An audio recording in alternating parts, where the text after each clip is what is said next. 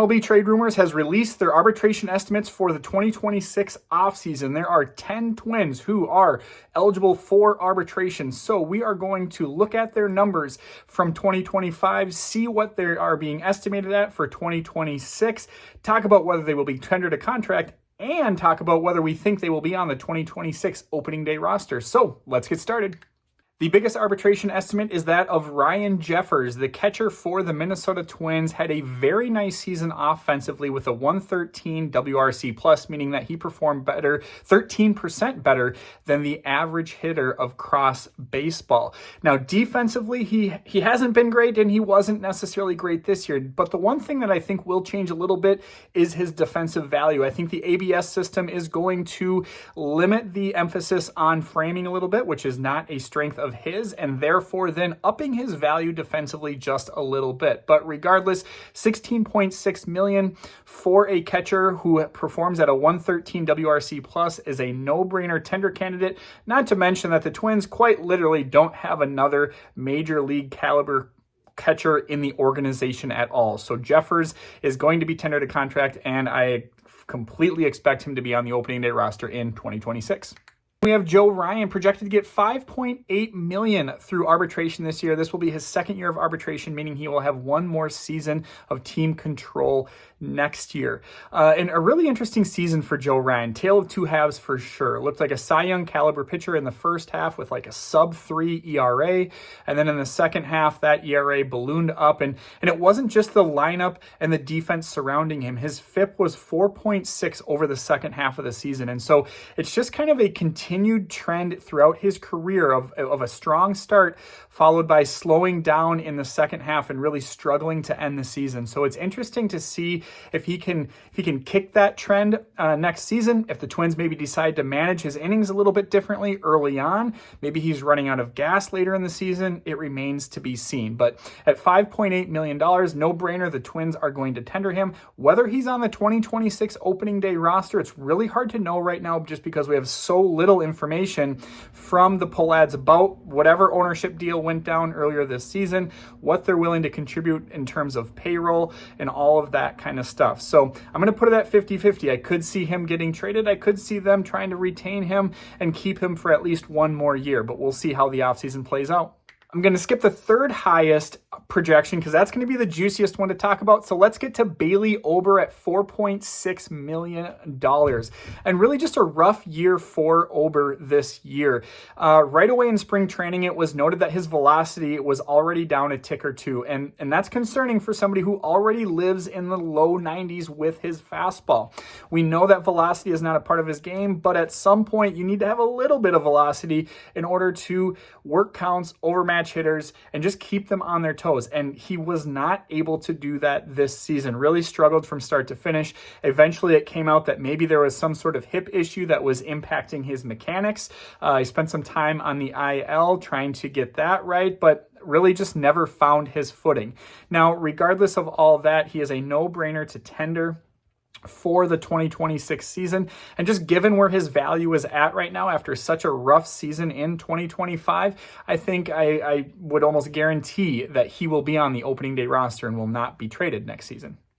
Lewis is the next name here, projected to get $3 million in arbitration, a no-brainer to tender him, but he really had a rough 2025, and you really have to start wondering what his ceiling looks like. Injuries aside, throughout his career so far, when he's been hot, he's been one of the best hitters in baseball. But when he's been cold, he's been one of the worst hitters in baseball, and there rarely seems to be an in-between. In fact, this season, the only in-between may be that when he was hot, he was pretty good. I don't know if he was ever really great this year.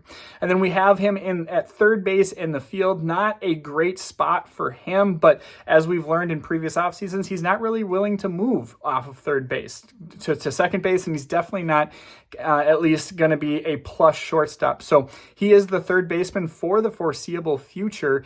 And again, a no-brainer at $3 million to tender him a contract. And just because of where his value at, I would guarantee that he is going to be on the 2026 opening day roster. Then we've got Genesis Cabrera, a reliever we saw a little bit this year, come for the Twins with very little to no success.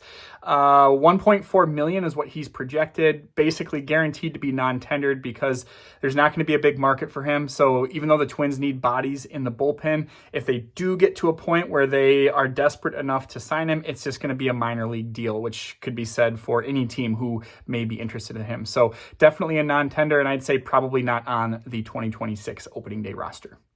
Mr. Cole Sands, man. Okay, that didn't really play as well as I thought it was going to be. But the Twins reliever, the best reliever the Twins have right now, is projected to get $1.3 million. No-brainer to tender him. Not only do the Twins need bodies, but again, he is their best reliever, having a pretty productive 2025 season.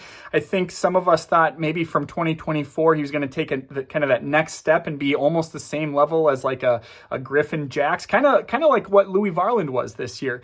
Came in with a lot of question marks, but pretty quickly established himself as one of the best relievers in baseball. I was kind of expecting the same for Sands this year. Didn't quite reach that, but he was regardless still productive and very effective out of the bullpen. Next year, he will essentially be the Twins closer for all 40 wins that they're going to win next year. And so he could be another one that he'll be on the opening day roster, but will he be on the roster at the other end of the trade deadline? Can't say that for sure.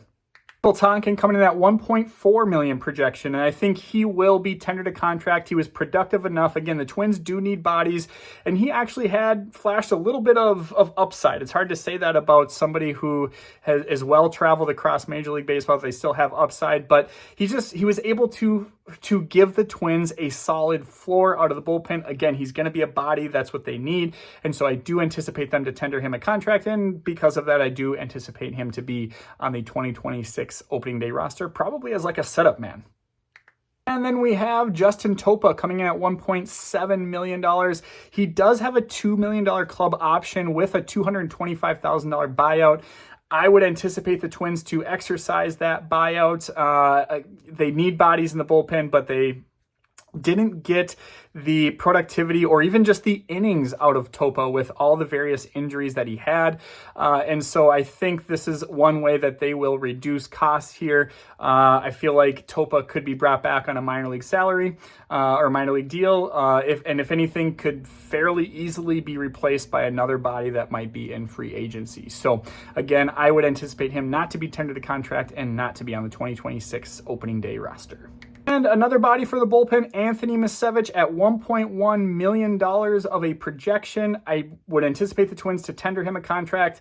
Again, he was productive. He's very similar to Tonkin, like productive enough, gives you some innings. In this case, he's even cheaper than Tonkin. So to me, it's a no-brainer. Again, you need bodies in the bullpen.